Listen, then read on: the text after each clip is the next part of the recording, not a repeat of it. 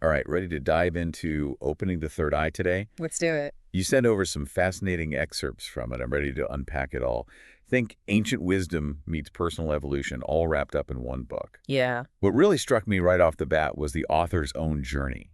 Hmm. He starts out as a hardcore atheist after, like, a major personal tragedy. Right. But then he goes all in on this spiritual exploration kick. Total 180. He mentions this energy enhancement course throughout the book. Seems like that was a turning point for him. It does, doesn't it? Yeah. It's like he went searching for meaning and stumbled onto this whole system for, like, fast-tracking enlightenment, or at least that's what he claims. Mhm. Pretty bold, right? Definitely. Not exactly a humble approach, Yeah. but he doesn't just stop at one tradition. He's weaving in Hinduism, Buddhism, even hints of Christianity and alchemy. Wild. So what's he getting at with all of that? What's the big idea he's trying to get across? It's like he's created this blend of ancient wisdom and modern practices, all with the goal of helping you achieve, as he puts it, a higher state of being and faster. Okay, so speed is key for him. Seems to be. All right, we'll have to circle back to this energy enhancement thing because it sounds like a big part of his whole deal. For sure. But before we get lost in the weeds there, something else really jumped out at me. This whole concept of ancient symbols being like coded meditations. Yeah, that's a really interesting idea. He argues that symbols, even ones that have been, twisted over time, like the swastika. Right, the one we mostly associate with Nazi Germany today. Exactly. He's saying they originally represented something much deeper, like the swastika was about the circulation of energy. Whoa. Okay, so he's reframing how we think about these symbols. So what, like, ancient cultures were using the swastika to tap into something bigger than themselves, something energetic. That's exactly what he's suggesting. He even connects it to practices like Reiki and the whirling dervishes, implying they all tap into this universal energy flow. Okay, I'm starting to see where he's going with this. So if symbols are like these maps to higher consciousness, what about the caduceus? You know, the staff with the two snakes. Right, I right. always thought that was just a medical symbol. He sees it as way more than that. He wants you to think of it like a map of your own energy system. He's connecting it to the chakras, kundalini energy, even the omphalos stone. Wow, okay. So he's saying it's not just about these literal interpretations. It's more about guiding your attention and energy towards something beyond the everyday. Exactly. It's like unlocking a secret code within yourself. I like that. So speaking of inner workings, he gets into the chakras. And he has this whole thing about them being like individual minds or brains within us. Just that idea on its own is kind of mind-blowing. It is, and he doesn't just like list them out. He connects them to our everyday challenges, which I think makes it really relatable. For sure. Give me an example. How does that work? Well, he argues that like societal structures, especially with how much they emphasize competition and this constant sense of scarcity, that it can really heighten base chakra anxiety. Like when you're stressing about money or job security. Exactly. He'd say that's your base chakra being stimulated. Okay, that makes sense. So you're saying if you're constantly in survival mode, worrying about basic needs, it's going to be tough to even think about spirituality or personal growth. Right. It's like you're stuck at the starting line. And then he connects the second chakra to our relationships. He suggests that our ability to form healthy connections is directly tied to our own energy and how we interact with the energy of other people. That's interesting. So if I'm constantly having like conflicts in my relationships, it might be a sign that my second chakra is blocked. He might say that's one way to look at it, yeah. He even touches upon the tantric perspective on sexual energy here. Juicy. Okay, so he's not shying away from some of these topics that can be a little taboo. But I have to say, he's making me see these chakras in a whole new light. It's not just some esoteric concept anymore. It's like he's giving us this framework for understanding ourselves and our place in the world. Exactly. He takes that idea even further with this concept he calls the evolution gap. He argues that this gap, the difference in like evolutionary stages, both between individuals and within society, is a major source of conflict and suffering. Okay, so it's not just about understanding yourself. It's about understanding where other people might be at in their own journeys, too. And how those differences can create friction and misunderstanding. So is he saying this book is more than just theory? Does he give you any tools to actually work with these concepts? He does. He uses examples from education and healthcare to show how this evolution gap plays out in the real world. He even goes so far as to say that our systems are designed in ways that kind of keep people stuck at these lower levels of awareness. That's a bold statement. Yeah. And kind of disheartening if you think about it. But it makes you wonder, If we're all operating from these different levels of consciousness, how do we even begin to bridge that gap? Well, he gets into that a bit. He suggests that we often fall back on what he calls negative strategies to get our needs met. Hmm. It's like we're all running these subconscious programs, from when we were kids. Have you ever noticed yourself falling into certain patterns when you're feeling like insecure or threatened? Yeah, totally. Like clockwork sometimes. Right. So he outlines four main strategies, he calls them: the aloof, the interrogator, the poor me, and the violator, which he also calls the star. Interesting. It's fascinating stuff. He links these directly back to childhood experiences and that need for, like, parental attention. Right. Makes sense. We carry that stuff with us. We do. So he's saying that, for example, the aloof kid, they'd stay quiet, withdrawn, Hmm. hoping to be noticed. Right, like, please see me. Exactly. Mm. And then you've got the interrogator who's bombarding everyone with questions. Oh, yeah. And it's not always out of genuine curiosity, right? It's more like a way to create a connection, even if it's just through this constant back and forth. Totally. Just got to be in the conversation. Then there's the poor me, Oh, yeah. using sadness, sometimes even illness, to get sympathy and caretaking. It's like they learned that vulnerability, even if it's, kind of manufactured, gets them the attention they crave. Exactly. And then you've got the violator who's using anger or aggression to kind of assert control. Right, which he also connects to the star, right? He does. He's saying that the need for all that attention, the admiration, often comes from a similar place of insecurity. Trying to fill that void. He uses a really powerful story about Diogenes and Alexander the Great to illustrate this. Oh, yeah, yeah. Remind me about that one. So Alexander the Great, he's conquered, like, most of the known world at this point. Yeah. Top of his game. Exactly. And he comes across Diogenes, who's living this super simple life, like minimalist before minimalism was cool. I like it. And Alexander, probably thinking he's doing the guy a favor, he's like, is there anything you want? And Diogenes just looks at him and says, yeah, you can step out of my sunlight. Mic drop. Talk about a reality check. It's like he's saying true contentment doesn't come from any of that external stuff. It comes from this inner state of freedom. From being free from those base chakra fears and desires he was talking about earlier. Totally. Like Diogenes is already on the other side of that evolution gap the author's talking about, which makes you think, if these negative strategies are holding us back, what can we actually do to evolve? I mean, the book mentions ancient symbols, meditations, but he keeps coming back to this mysterious energy enhancement thing. Right. It's like his secret sauce. He definitely sees it as a key to, like, accelerating your spiritual growth.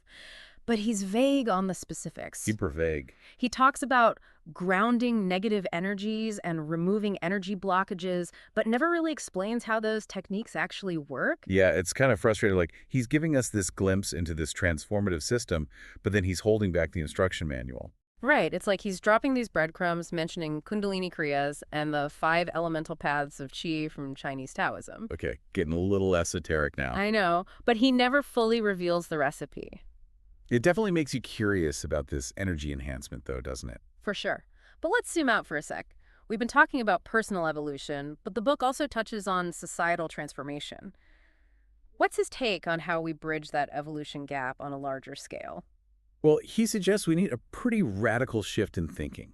He argues that a society that's built on fear, competition, and this constant sense of scarcity is always going to create suffering. It's like the system itself is working against us. In a way, yeah. He even calls out existing systems like education and healthcare as potentially making those base chakra fears worse. Interesting. It's like he's saying the institutions that are supposed to support us are actually keeping us trapped in this survival mode. Right. And if we're always stuck in that mode, it's way harder to think about things like creativity, innovation, even just basic human compassion. He even proposes some pretty radical solutions. Like what? Things like a universal basic income, a healthcare system that focuses on preventative care, basically restructuring society to reduce that baseline level of fear and insecurity. Okay, those are some big ideas. But I get it. If we're constantly worried about our basic needs, it's hard to operate from a higher level. So it sounds like he's advocating for a system that allows for greater security, well-being for everyone. And then from that foundation, we can start to really focus on personal growth, evolution. Exactly. It's like Maslow's hierarchy of needs, but applied to society as a whole. Address the basic needs first, create a foundation of security and support, and then we can start reaching for those higher levels of consciousness. Makes sense. But how do we actually get there? It all seems a bit idealistic, doesn't it? He doesn't really lay out a step-by-step plan, but he keeps coming back to the importance of understanding the chakras, not just as individual energy centers, but as like a framework for understanding human evolution. Okay, so it's like by understanding ourselves, our own energy, and how that interacts with the energy of like the world around us, Right. we can start to make more conscious choices that lead to collective growth, transformation. Precisely. He's not just talking about individual enlightenment. He's suggesting that as more people awaken to their true nature, the collective consciousness shifts as well. It's like a ripple effect. Even small changes in awareness, behavior, can have this larger impact. So it's not necessarily about changing the world all at once. It's more about focusing on our own personal evolution, trusting that that will contribute to a bigger shift. That seems to be his message. And he really believes this energy enhancement system, whatever it is a powerful tool for accelerating that process, both for individuals and for society as a whole. Okay, so it's a big deal for him. It is. It's definitely a compelling idea, but he's being very, very vague about the specifics of this energy enhancement, isn't he? Oh, he is. He throws out these terms like psychic protection and soul fusion, but never fully explains how any of it works. It's like he's talking in code sometimes. But even with all the mysteries surrounding this energy enhancement, it's clear that he believes it can help you, unlock a higher level of awareness energy. Definitely. He even says it can accelerate any other course or technique you might be using. It's like he's saying, this is the ultimate upgrade for your spiritual journey. Big words. Ah, Makes you wonder what he's discovered. But we'll get to that, I promise. First, let's go back to his take on these ancient symbols. He keeps coming back to them. And it seems like they're not just like pretty pictures to him. no, he calls them codified, powerful, guided meditations. It's like he's saying these symbols aren't just representations of spiritual concepts, they're tools for actually accessing those higher states of consciousness. So he's not just reinterpreting them, he's claiming they have a practical application. Exactly. They can do something to you. He even goes so far as to say that energy enhancement teaches you how to, for instance, create the Antakarana, which he describes as this column of energy connecting heaven and earth, or how to achieve things like soul fusion and monadic infusion. He even mentions achieving invisibility and creating a Buddha field. Whoa, whoa, whoa, hold on. This is starting to sound like a sci-fi movie. Invisibility. Buddha fields. I thought we were talking about chakras and meditation, not superpowers. I know, it's a lot. And it's important to remember that he's presenting a very specific worldview here, one that's deeply rooted in his own experiences and beliefs. We're just trying to unpack it. Okay, fair enough. But even if we take some of it with a grain of salt, it's clear he's tapped into something that he believes is incredibly powerful. And this connection between ancient symbols and a system for personal transformation, that's intriguing, even if it sounds a little, far-fetched. Absolutely. It challenges us to question our assumptions about what's possible, to consider that there might be more to reality than we currently understand. So he's suggesting that we can unlock these hidden potentials within ourselves, potentially through working with these ancient symbols and through this energy enhancement system he keeps hinting at. Right. He even goes so far as to compare our chakras to computer processors, suggesting that by activating all 7 of these chakras, we can exponentially expand our intelligence and reach our full potential as human beings. Okay, so it's like we're upgrading our internal operating system, tapping into a higher bandwidth of energy and awareness. But how does this all connect back to the real world? Does he address that? He does. He talks about how energy enhancement can help you heal yourself and others, master relationships, remove bad luck and obstacles from your life. He even says it can help you develop teaching tools for the benefit of humanity. So it's not just about personal growth then. It's about using these tools and insights to make a positive impact on the world around us. Yeah. It's Interesting how he weaves all these seemingly disparate concepts together.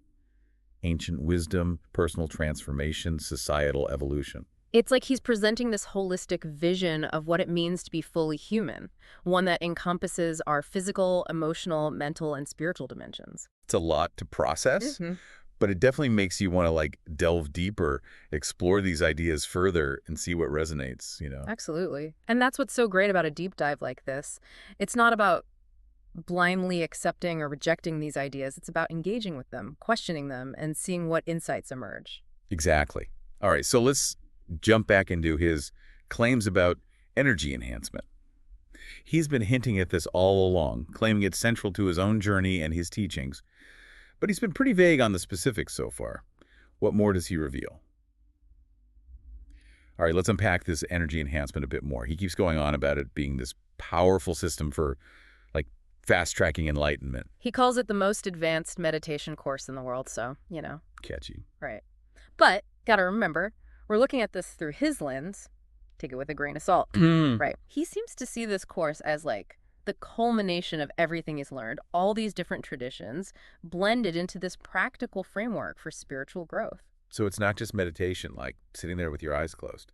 He frames it as way more than that. He's talking about speeding up the process of enlightenment, claims it can accelerate any other course or technique you might be using. He even compares it to, get this, ancient alchemy, transforming the lead of your negative karma into the gold of spiritual liberation. Okay, this is some next-level stuff. But what does any of that actually look like? What are the techniques in this energy enhancement? He mentions things like grounding negative energies, activating kundalini energy. But yeah, it's all pretty vague. Still playing his cards close to his chest. Totally. He talks about working with specific ancient symbols like, the swastika, the caduceus, but not just as like representations. He's saying they're tools for guiding your meditation, accessing different states of awareness. It's like those symbols are more like keys or codes or something. Exactly. He calls them powerful guided meditations and says they're woven into this whole energy enhancement system. Then he mentions even more esoteric practices like creating the antakarana, which he describes as this bridge between heaven and earth, or achieving things like soul fusion and monadic infusion. Okay, I got to be honest. Some of this is going way over my head. Soul fusion, monadic infusion. Did he invent his own spiritual language? He kind of did, yeah. But the interesting thing is he connects it back to activating your full potential. He compares the chakras to computer processors, right? Saying that by activating all 7, you can like exponentially expand your intelligence and your capabilities as a human being. So we're basically talking about upgrading our internal hardware and software. Getting more processing power for like energy and awareness. That's one way to put it, yeah. He even talks about meditation as a way to hit the mind off button, clearing out all the mental clutter, the negative energy that he thinks clogs us up. So it's about getting rid of stuff too, not just adding more in. Kind of like when you declutter your home to make it more peaceful and functional. Right.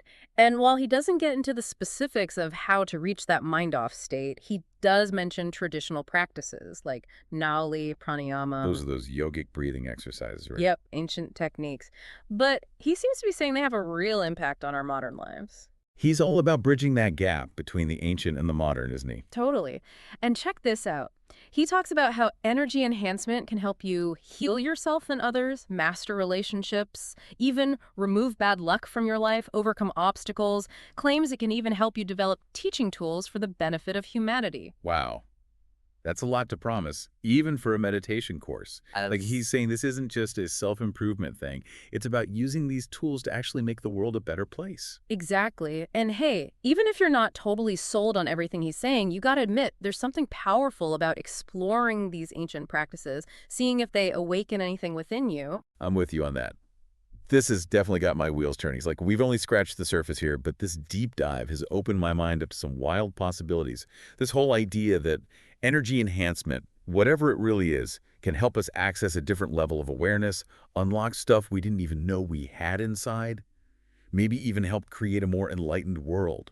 It's a lot to take in. It really is. He's blending ancient wisdom and his own interpretations in a really unique way.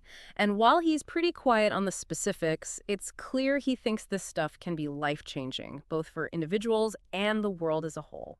Well, he certainly got us asking questions. Yeah. And sometimes that's even more valuable than having all the answers, right? Totally. This whole conversation has sparked so many questions for me about consciousness, the power of symbols, even just what humans are truly capable of achieving. It makes you think. Big time. And if there's one thing we want our listeners to take away from this deep dive, it's that sense of curiosity, that spark to go out there and explore these ideas for themselves. Absolutely. Because at the end of the day, the most powerful discoveries are the ones we make ourselves. Couldn't have said it better myself. Yeah. So, to everyone listening, if this sparked even a little bit of curiosity, we encourage you to do your own research. Explore the practices that call to you, and most importantly, trust that inner voice as you navigate this journey of self-discovery. You might just unlock something amazing. And on that note, till next time, keep exploring.